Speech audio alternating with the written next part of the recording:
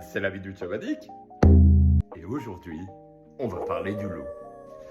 Bonjour, mère grand. Je vous ai ramené un pot de confiture. Oh, mais vous avez des grandes oreilles. Hein? Non, non, elles ont toujours été comme ça. Ah, d'accord.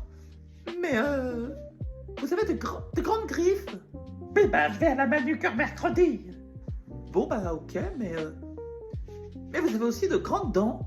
Bon, moi je vais te bouffer.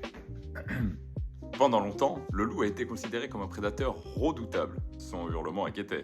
On raconte qu'il annonçait un danger. Certaines légendes sont même allées jusqu'à raconter qu'à la pleine lune, des hommes pouvaient se transformer en loup-garou. Pas étonnant qu'il ait été le grand méchant de beaucoup de contes de notre enfance. En réalité, le loup est un animal profondément sociable. Il vit en famille et élève ses petits avec les autres membres de la meute. Et son fameux hurlement n'est pas un cri destiné à la lune. Il lui permet surtout de communiquer avec les siens, de retrouver sa meute ou de signaler sa présence. Bien sûr, c'est un prédateur, mais c'est avant tout un animal qui protège les siens et dont la survie dépend de la coopération.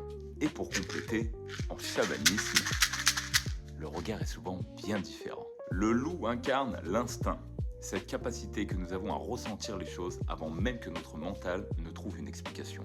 Il nous guide vers une reconnexion profonde à notre intuition et à notre sagesse intérieure. Il nous encourage à marcher avec courage sur notre propre chemin, à honorer notre vérité et à avancer avec lucidité, même dans l'inconnu.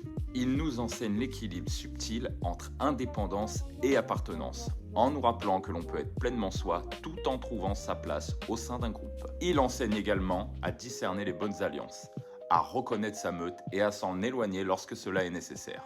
Enfin, il accompagne ceux qui apprennent à écouter leur instinct et à faire confiance à leur guidance. Alors voilà, si un jour Mère Grand a des dents anormalement grandes, écoute la petite voix qui te met au regard.